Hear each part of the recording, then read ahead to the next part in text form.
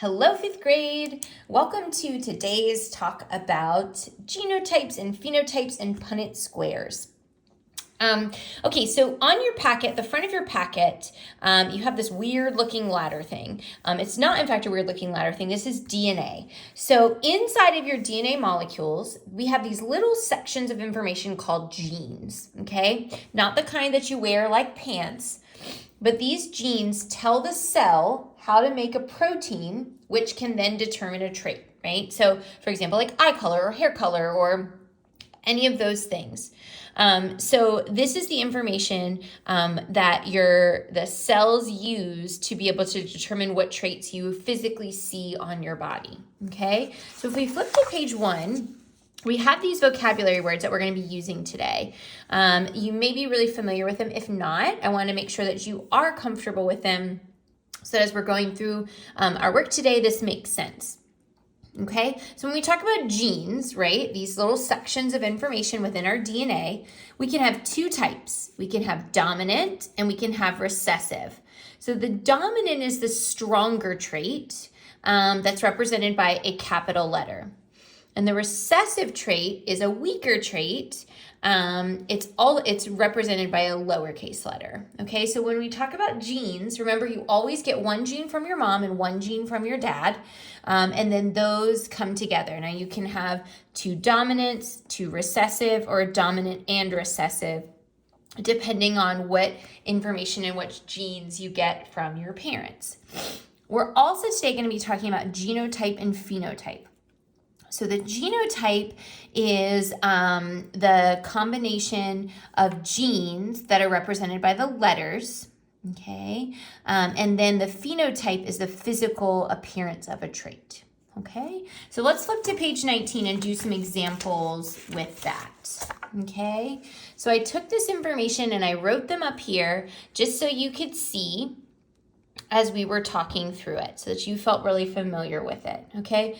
Now, when we talk about dominant and recessive, one little note about this, okay? One is not better than the other, okay? It's just that a dominant, if it's there, it's almost like it overrules the recessive trait. So think of it like they're in a giant arm wrestling competition, okay?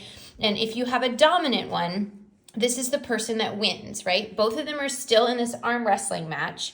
One is just going to come out on top, and that's the one that you physically see. But the recessive gene is still there, okay? That's why a lot of you, when you have questions, you're like, oh my gosh, well, my grandmother was blonde, but my mom had brown hair. Like, how do I have blonde hair? Or something like that. And that's how we can talk about dominant and recessive, right? Your mom, in that example, your mom still inherited the blonde gene and was able to pass it on to you. And we'll do that through some Punnett squares. So let's just talk through some quick practice. These should take you really no time at all. They're pretty simple. These should help you to just understand what you're doing. We found on our test, you will have some problems that you'll have to work a Punnett square and then also determine the genotype and the phenotype. And with that means that these are the kind of most missed questions on our test. And not because I don't think you guys understand it, but just maybe you mixed up the words or weren't sure of what that was being asked. So we wanted to just take a little bit of time to go over it with you. Okay, here we go. We've got a man has blue eyes. Okay, a lowercase b. So I know that means that this man got one blue-eyed trait from his mom, a lowercase b, and one blue-eyed trait from his dad, another lowercase b. Okay, I know that there wasn't any dominant in there because that dominant trait would have won the arm wrestling competition, right? So I know that because it's lowercase, both have to be lowercase. Okay, so I know that this person's genotype, the genes that they're getting, the letters, right, are lowercase b, lowercase b. The phenotype, what I physically see, well, he has blue eyes, right? So I'm going to physically look in his eyes and see that he has blue eyeballs. Yeah, blue eyes. Okay, looking at this next one. A woman has curly hair. Okay, capital C stands for curly hair. So I'm going to assume that lowercase c maybe stands for straight hair. Well, I don't know, or whatever. It doesn't really matter. We just know that capital C stands for curly hair. So this one's a little tricky in that you technically could have two different genotypes for curly hair, right? Because I know that it's dominant. So I could have capital C, capital C. I could get a curly hair trait from the mom and a curly hair trait from the dad, and that would work, right? The daughter or son would have curly, or woman, daughter would have curly hair. Or I could have a dominant, maybe from the mom, and recessive from the dad. But remember, in this arm wrestling match, this capital letter still won. So therefore, it would show up as curly hair. So for either of these, they're correct. So if you're given not a lot of information, like not what the mom had and not what the dad had, you do need to be prepared to give both types of genotypes, okay? And then same thing, phenotype, what it physically looks like, it's gonna look like curly hair. Okay, and then this last one, a kid has blonde hair. Blonde is lowercase b, same thing. I know that blonde must be recessive because it's noted within lowercase. So I know that the genotype would have to be lowercase b, right? Because if there was a capital letter in there anywhere, that's what would be dominant. And then what I physically see, the phenotype, would be the blonde hair. Okay, hopefully that was fairly easy for you. If it was, awesome. That means this is making sense. If not, we're going to do a little more practice as we go. Okay, flip the page so that we're looking at page 20. Okay, I'm just going to do this in two parts so we can see it. Okay, one of the things that's important, another word that we're going to talk about, two words actually. We're talking about heterozygous and we're talking about homozygous, okay? Homozygous we know means the same. So think about if I show you the word like homophone, you have the same prefix, and that means it's the same sound, but it has different meaning, right? Like deer and deer. So a homozygous is one that is the same. Okay, you get the same traits. You inherited the same identical trait from mom and the same identical trait from dad. Brown eyes and brown eyes, blonde hair and blonde hair. If you're heterozygous, it means you get different, right?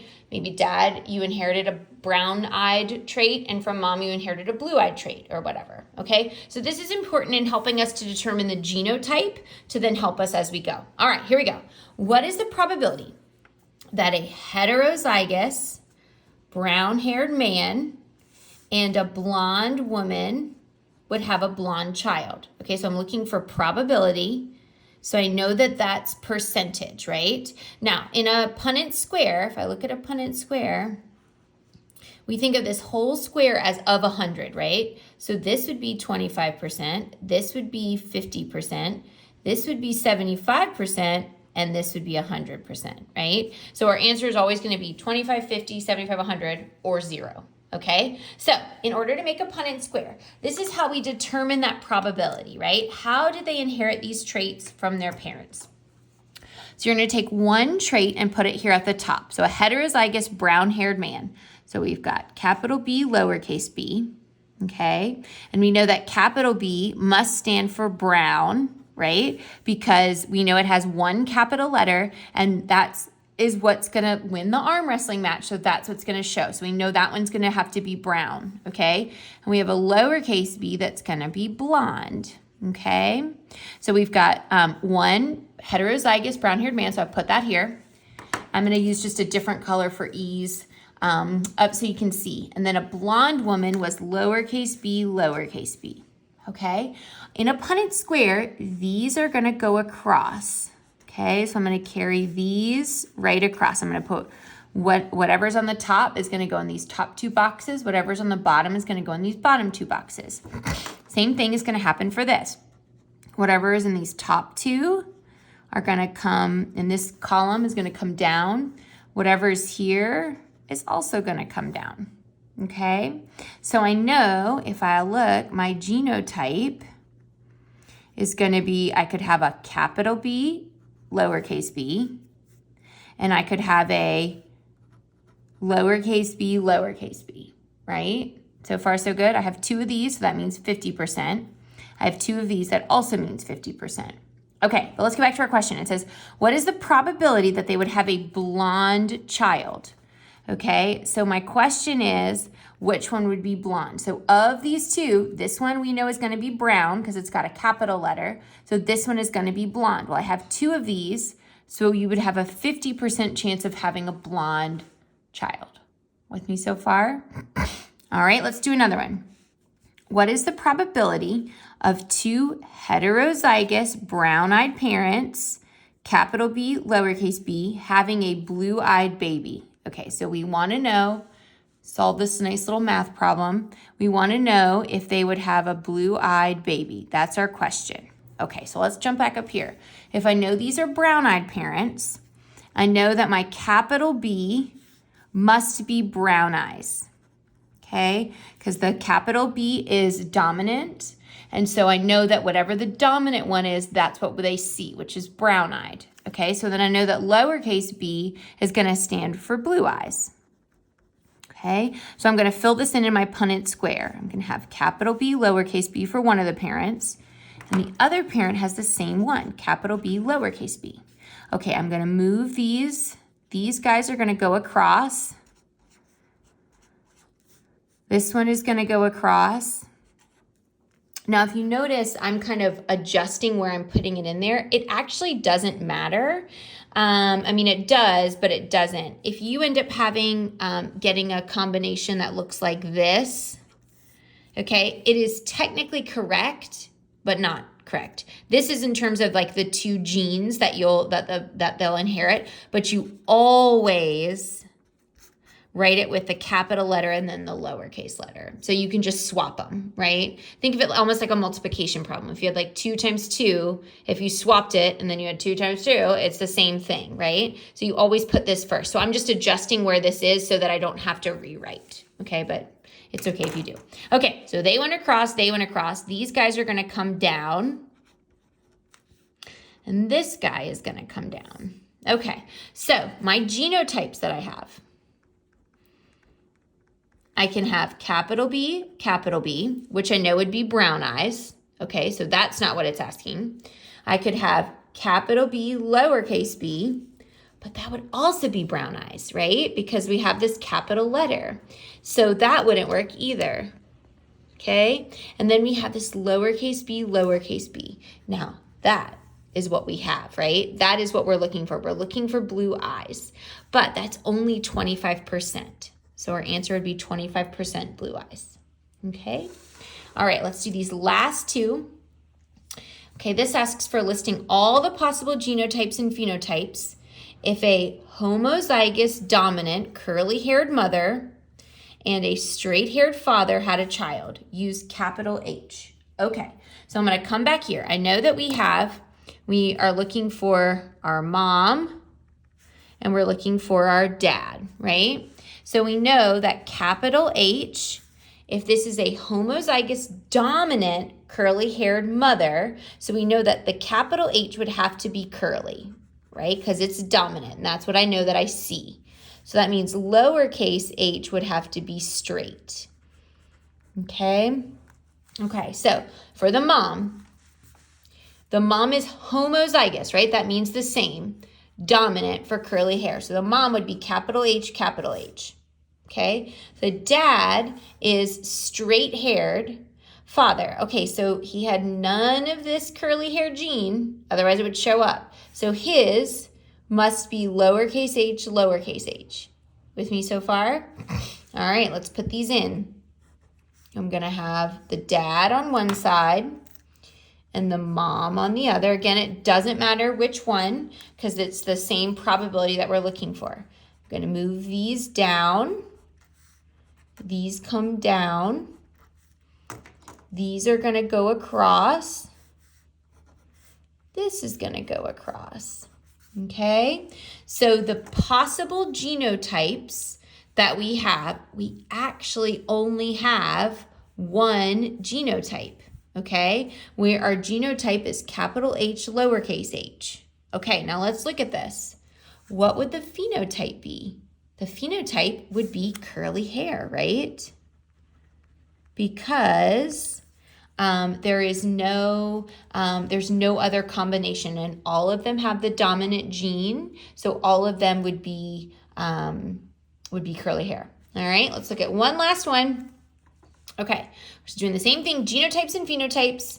If we have we're looking for eye color, okay? So we have a purebred blue-eyed father Okay, now sometimes you'll see this word purebred.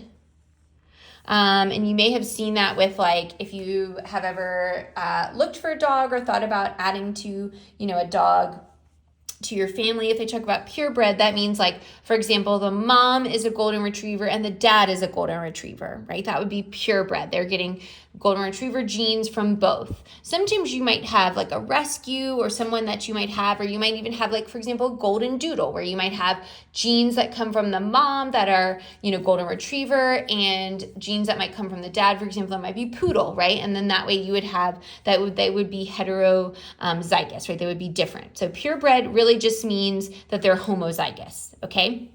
So we've got a purebred blue-eyed father and a heterozygous brown-eyed mother, okay? So if we're using capital B for it, okay, so we know that capital B is going to stand for brown eyes, right? Because if it's heterozygous, it's one of each.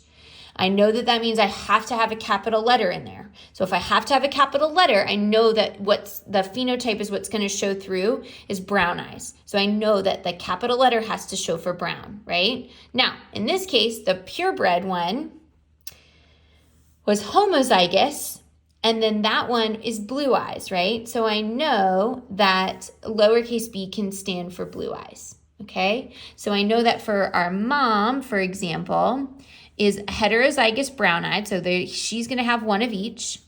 And the dad is going to be purebred for blue eyes, so he's going to have the same but lowercase, okay? And then I'm just going to put them on either side of the punnett square, and I'm going to work it. So these come down, these come down, these go across, these go across. Okay, and then I have my answers. So now we've got to figure out genotypes. Remember, genotypes are all the possible combinations of the letters. So I could have capital B, lowercase b, or I could have lowercase b, lowercase b. Now on your test, you're going to have to indicate both or you'll lose points. Okay, the phenotypes are what you physically would see. So if I looked at these, right, and well, I'm just going to add this. It doesn't ask for it, but 50% would be this, and 50% would be this, right? Okay, so capital B, lowercase b would be brown eyes, right? Because I have that dominant letter, that capital letter in there that indicates that it's brown.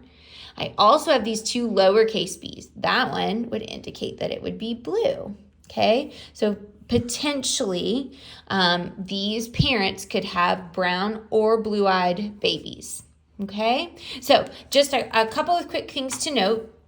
These are probabilities, okay? So these are not definite, okay? If you had 4 children, it doesn't mean that 2 would be brown-eyed and 2 would be blue-eyed, okay? These are just probabilities, like possibilities that potentially could happen.